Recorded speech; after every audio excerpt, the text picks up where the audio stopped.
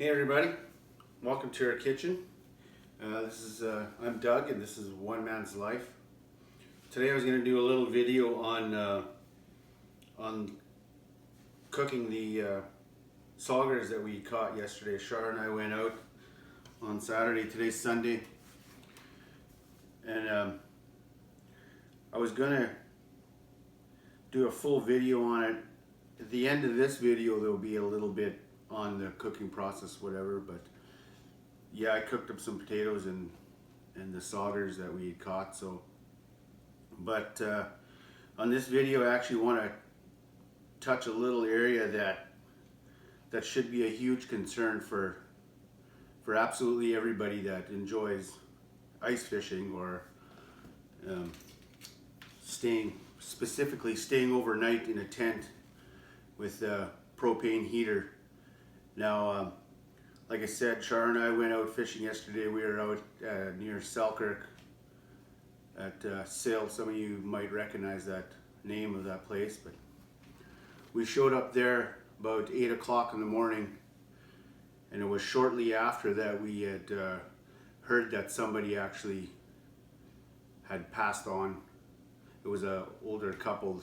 They're in their early 50s, I suppose, and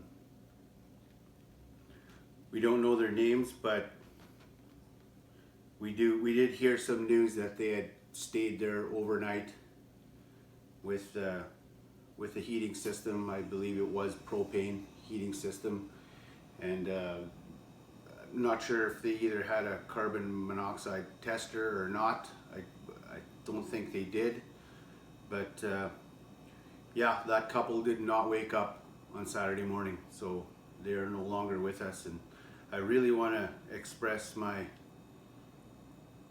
condolences for the family and friends of those people.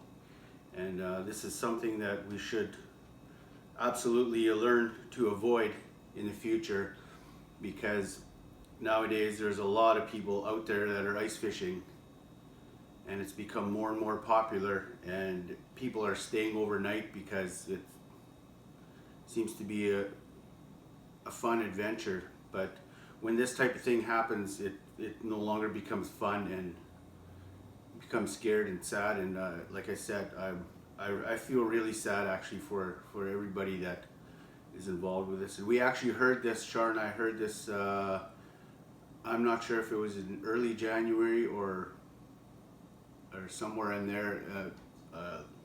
Younger couple in Ontario, it happened to them, the same thing. They had gone out overnight and the carbon monoxide got to them and they just didn't wake up. So you all, if you're out there and you want to stay overnight or even during the day, you know, make sure your tent is ventilated well enough where this type of gas won't get to you. And just, if you don't know anything about it, you don't know not much about ice fishing in general, there's tons of YouTube videos out there. There's Google. You know, go on those platforms and find out a little bit more about what you're getting into, because the outcome could be deadly if you're not 100% safe. So all you out there that are interested in doing this, you know, just take those precautions so you can return home to your loved ones. And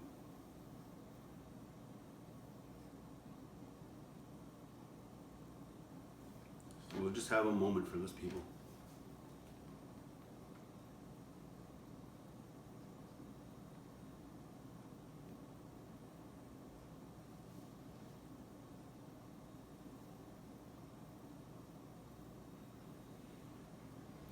Yeah, so I mean, safety is something we should do in our lives all the time in whatever we're doing,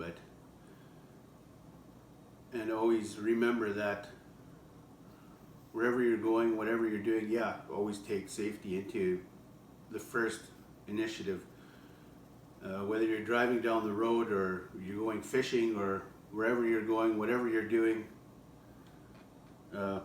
always be safe. Think about what could happen. not just the good things, because that's usually what we like to think about, but there's also things that can harm us, and we don't want that. So like I said, if you want to go out, just ask somebody or search it, do some homework, and make sure that what you're doing is actually safe. So I know the amount of people that are going out there is amazing, because when we venture out onto the ice, there's a few hundred people just in the place where we are. Where this happened, there was a few hundred people, and I'm sure they were not the only ones staying there for night, but that particular situation needs to be addressed. So if you are watching this on YouTube, I'll share it on my Facebook as well, on my profile there. And if you know somebody that likes to go ice fishing or is going to be staying an overnight somewhere with propane, or something where it needs a carbon monoxide tester, it's a $40 unit which can tell you whether it's safe or not to be in there, and that $40 is well worth spending to ensure a life that they're actually coming back home the next day. So yeah, like I said, my condolences, Shar, and I feel really bad for the family and the friends, and hopefully all of you, we can reach you through this video. Share it, let everybody, as many people as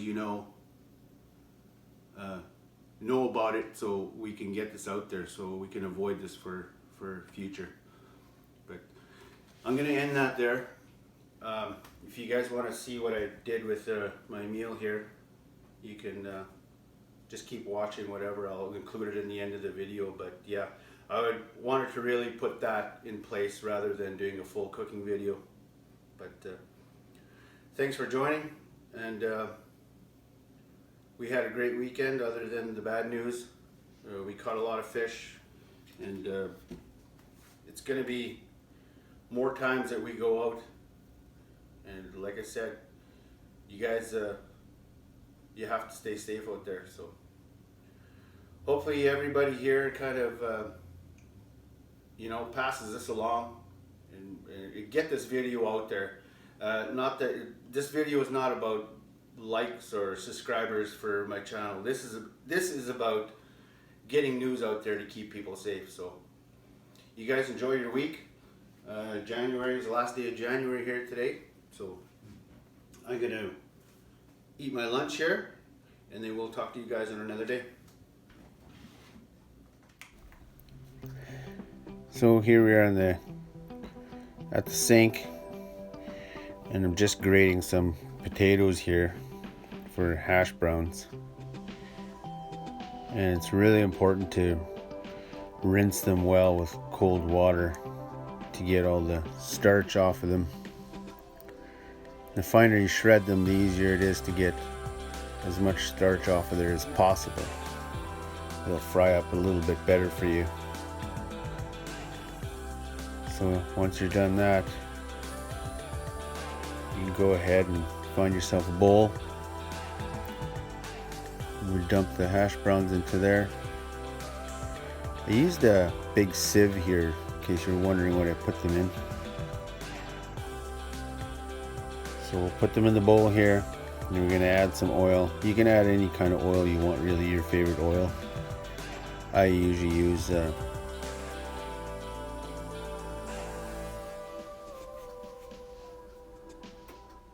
coming right here, this oil, olive oil. Yeah, you can use whatever you got. You can use butter if you like. Melt some butter, pour it in there, but this stuff here,